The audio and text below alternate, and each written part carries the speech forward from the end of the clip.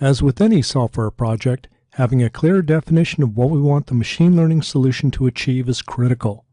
I'm Jerry Kurata, and welcome back to the Pluralsight course on Understanding Machine Learning with R. In this section, we'll go through the first step in the workflow, asking the right question. We will convert our general goal of predicting if a flight will be on time into a solution statement that can be used to guide our work. At first glance, it may seem that asking the correct question is easy. Don't we already know that we want to predict if a flight will be on time? But this is a case of appearances being deceiving. We need a question that will direct and validate our work. That is, the question must drive the direction of the data we gather, how we mold the data, how we interpret the solution, and the criteria we use to validate the solution. What we need is more than a simple one-line question. Rather, we need a solution statement defining the end goal, starting point, and how we achieve the end goal.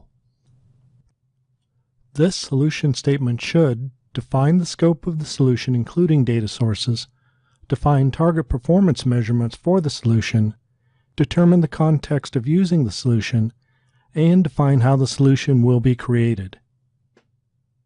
Let's start adding these requirements and see how they impact the solution statement.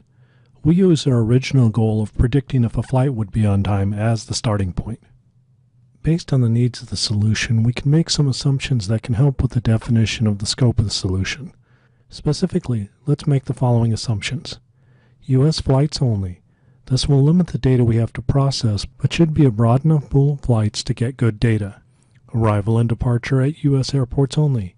Again, this will limit the number of sources needed to gather the required data, and it will also ensure data reporting procedures are the same at the arrival and departure airports.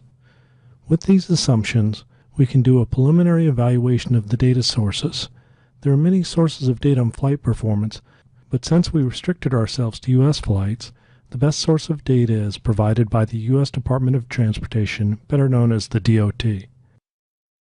When incorporating these assumptions, the statement changes to, using DOT data, predict if a flight would be on time. Now let's see if there are data issues we need to handle.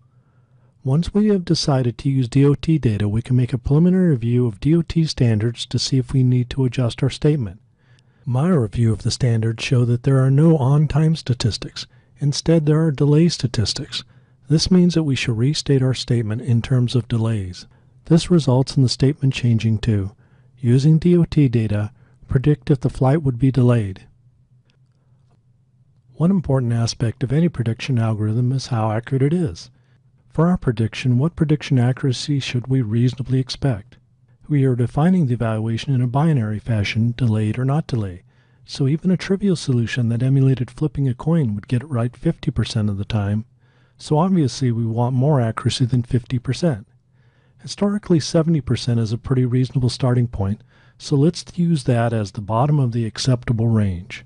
This changes the statement to be, using DOT data, predict with 70% or greater accuracy if a flight would be delayed.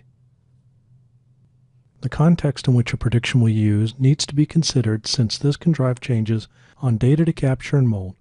For example, we are predicting delays. What does it mean for a flight to be delayed? Does it mean leaving late? Does it only mean arriving late? For our problem, let's use delayed as arriving late. And then the question is, how late is delayed? Here the DOT gives us help. They have legally defined delayed as arriving 15 minutes or more after the scheduled time. Let's incorporate this time frame into the statement. The statement now is, using DOT data, predict with 70% or greater accuracy if a flight would arrive 15 minutes or more after the scheduled arrival time. It is always useful to put down on paper how you're going to approach a problem. With machine learning, I like to put down the general steps. For our solution, these are, use the workflow, process data from DOT site, transform data as required. This changes our problem statement quite a bit.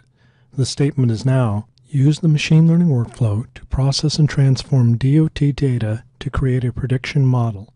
This model must predict whether a flight would arrive 15 or more minutes after the scheduled arrival time with 70% accuracy. We now have a final solution statement. This statement defines the scope of our solution and the data sources we will use, performance expected, the context in which it will be used, and even how we'll go about creating the solution. Join me in the next section where we'll see how to use the machine learning workflow to implement the solution we have defined.